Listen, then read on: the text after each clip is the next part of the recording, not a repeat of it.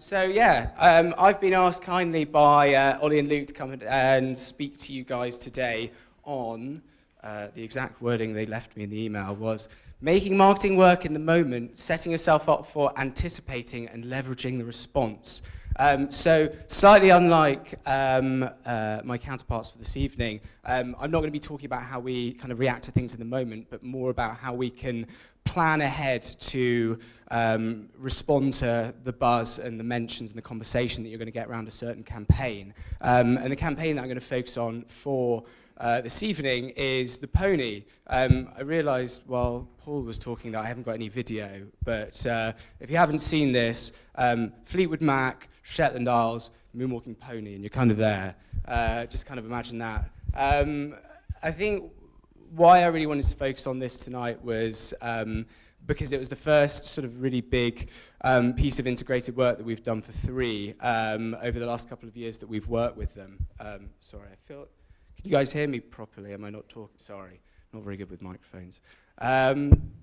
It's the first big piece of integrated work that we've done with them over the last couple of years, and I think it was a really good example of how both television and online can work really closely together, and I suppose sort of seeing how the campaign went when I sort of talked through some of the results as we got there, just showing the really deep link that both TV and Twitter have. So what I want to do is just kind of give you a kind of quick run through of how we kind of got to the idea. It wasn't just something that someone said, oh, moonwalking pony, and we kind of went with it. There was kind of some strategic thought behind it. And then I'm going to kind of go through some of the results and some of the things that we noticed around how the conversation was really being brought out by some of the specific TV sort of spots that we had during the campaign. So, when we started working with Three, Three are a company who were born on the 3rd of the 3rd of the 3rd, and were the first company to offer 3G in the UK, which now with the advent of 4G, perhaps they would have sort of slightly thought about the name a bit better, but you kind of work with where you are. But they were the first brand that were really out there that were kind of built for the internet, and I think that was something that we kind of really kind of started to run on, that sort of Three were the network built for the internet where kind of other brands had been around for a while. But besides the fact that Three had been getting some great results and people, you know, the customers that are on there are really loving Three, and they've got a really high retention rate. One of the things we did notice was that they had a little bit of a lack of sort of awareness, but also in terms of people liking them as well. So we really wanted to build on brand fame and brand love, and kind of being kind of from the internet, we really wanted to have a point of view on that and show to people that we really understood kind of the things that went on there and sort of have a point of view on that. So what we decided to kind of net out on was that we kind of wanted to think and sort of take a look at how, you know, people interact with each other in their daily lives online. So, and specifically the kind of the silly stuff that you send each other, and try and really show people that there is a worth to the kind of videos that you share with your friends. So if you are, you know, sending a funny video to one of your friends at work, or whether it's a funny picture to somebody you know from home, I think that, you know, that emotional bond that's created through that is a lot stronger than a lot of people give credit to. I think that was something that we're really keen to highlight through this, and that's why we kind of got to the end line of silly stuff, it matters at the end of it. So through doing that, we kind of adopted this behavior of I like this and I think you'll like it too. I think that was kind of where we got to why a lot of people share stuff online. And the kind of the challenges creatively that we found were we didn't really want to just mirror things that were going on the internet. We didn't want to kind of hold a mirror up to it and say, look, this is what you guys are doing. This is the kind of things that you're doing there. We didn't want to sort of put any current memes out there because I don't think it really felt as though we were doing or saying anything that was really worthwhile. I think what we really wanted to do was create some content that would hopefully become a part of a conversation that some people may have. So maybe someone would find the thing that we've created to the point where they say, do you know what, I like this and I like this too, and they'll send it to a friend. So that's how we eventually came to the pony. So the pony started as just a piece of AV. I think what we were really keen to do was take something which was very of the internet, so an animal doing something vaguely funny. I think you could probably spin a wheel and get multiple different things that you could come up with. The animal dance move, you probably get there in the end. But I think what we kind of wanted to do was then bring that element to it, but put a really high production value to it and really just surface it and put it on TV in kind of peak time moments and give it the due diligence that it was really worth. So, and just show that that was the kind of stuff that we really loved and we really cared about. So it was all about kind of making it look as sort of glossy and as premium and as Hollywood as we potentially could.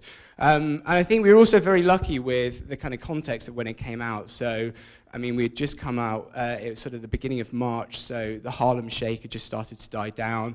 People were starting to talk about goats. I mean, we were quite lucky, to be honest, with the horse meat stuff as well. We kind of rode off the back of that.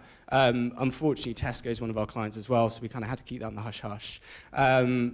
But I think all of that really helped to bubble it up and really make it very current.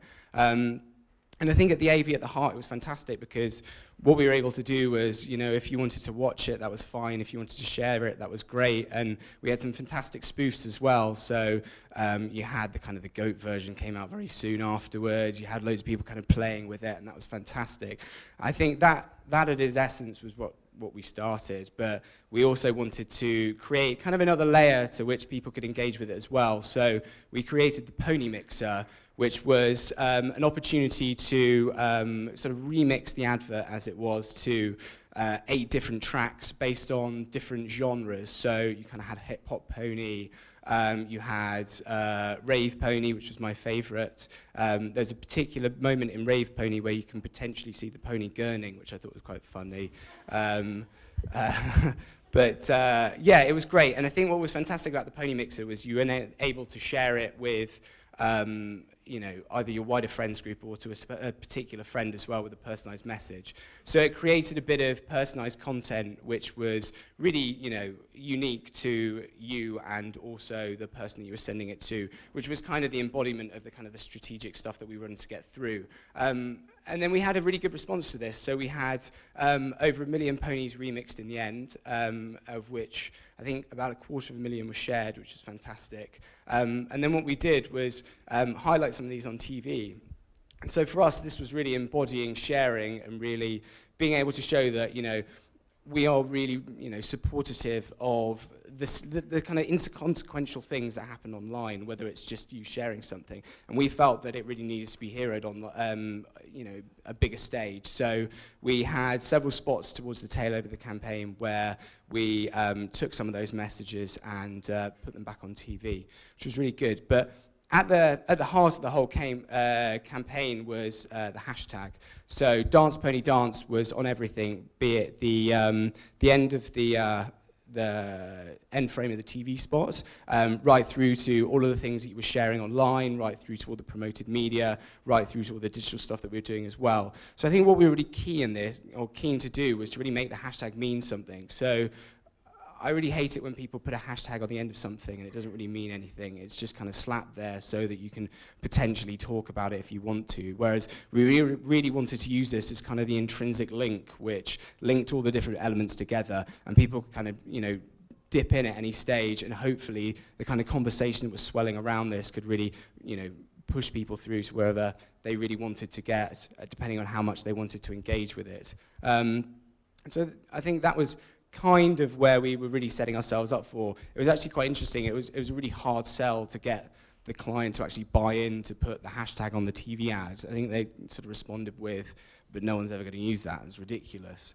But the thing around that was, especially with a campaign where there was no VO in it, there was nothing to sort of hang yourself, you sort of hang your hat on, hang yourself. It's not that bad. Hang your hat off, really. I think it was really, really important that this was kind of visible throughout the whole campaign. So moving on to some of the results then, so that was kind of how we set ourselves up to sort of plan for the response. And this is kind of a graph that demonstrates the amount of mentions that we had over the campaign period. So in total we had just over 200,000 mentions over the 17 days. We launched on the 1st, so you can kind of see that it bubbles up.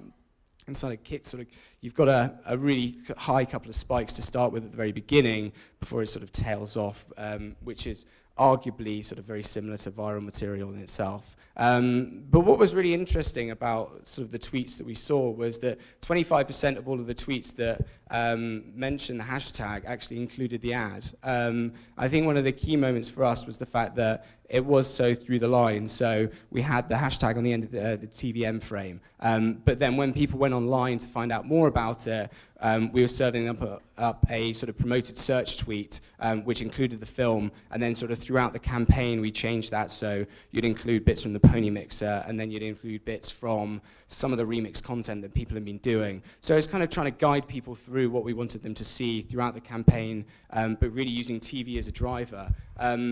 But I think throughout the whole campaign as well, we saw just sort of an overwhelmingly positive reaction to the content. So, Man of the People, Joey Essex, haha, the advert is so cool, so funny, haha.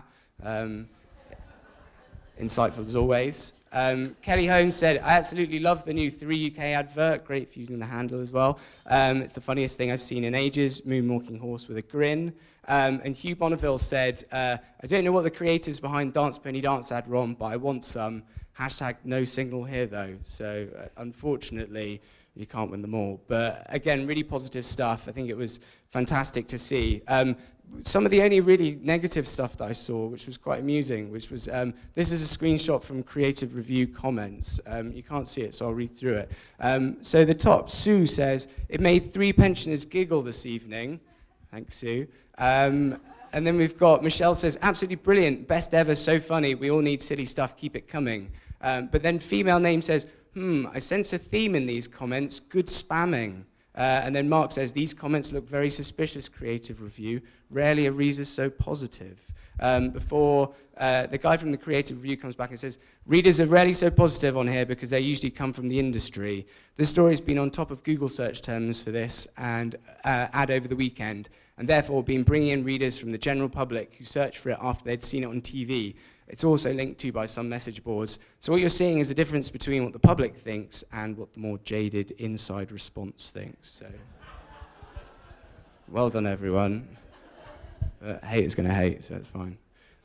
Right. So I think what this was the most interesting thing, kind of going back to looking at the mentions over time, is when you overlay the TV ad impacts as well, you can really see how over the first weekend especially, TV was so important to driving so much of the conversation.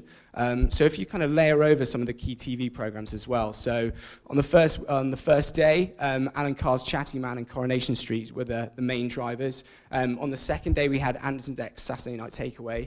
On the Sunday, we had Dancing with Ice, or Dancing on Ice, not Dancing with Ice. That'd be quite awkward. And also Towie as well. And then going through into the fourth day, on the Monday, we had a promoted trend as well to kind of keep the motion going and keeping the mentions up kind of through the beginning of the campaign especially. But one of the really interesting things, just sort of breaking Friday down a little bit more, is how the difference between the programming really sort of changed the amount of mentions we were getting. So Corrie, which was the first spot that we went with, managed to get 8 million viewers, but we had about 2.4K tweets in the first 10 minutes. And then versus Alan Carr's Chatty Man, which is slightly later in the evening, we had 2 million viewers, but sort of a similar amount of tweets, which I think is really interesting. I think it really shows the power of sort of clever media buying, especially around some of these social TV occasions, and especially when you sort of come to talk later about Dogging Tales, and something like that was so much of a sort of heavy driver of conversation. Naturally, I think some of the brands that probably had ad placements in that were probably talked about a lot more than they would have found sort of done before. So I think it just really shows the worth in smart media planning and sort of thinking about second screening amongst sort of the audience that you're trying to hit. Sort of later on in the campaign, we sort of saw slightly less of a call to action from the ads, especially as we went on some of the reward stuff. But I think that was probably because I think one of the main things for me is that TV was a really big driver through to people making an online action. But when we went through to some of the online stuff that had been heroed, kind of that reverse thing didn't really resonate as well with people. But for us, I think it was really important that we ran the reward ads, because I think it really showed that we kind of celebrated the conversation that had gone before and kind of really highlighted some of those brand moments that we had during that campaign. Okay, so to kind of wrap up, some of the things that sort of we really learned from this was, firstly, just to make the hashtag integral to the campaign. So give people a reason to use it, make people, give people a reason to want to become part of something that you're creating. Work the spotlight. So when people have seen your ad on TV, really give them an opportunity to delve deeper into something, whether that's just viewing the advert again, whether that's sharing it, or whether that's going more, further than that and, creating content which you can, then create, hero again in the future. That's great. Treat people how you'd like to be treated yourself. So brands always go on about how much earned media they've created through something, how much people have talked about them. And I think if you can really celebrate the fact that people have talked about you in the first place, that's really good, and it shows really good sort of best practice. And then lastly, just kind of plan media around social TV and key brand moments, and just be really smart with the audiences if you want to sort of drive the highest amount of conversation. Thank you.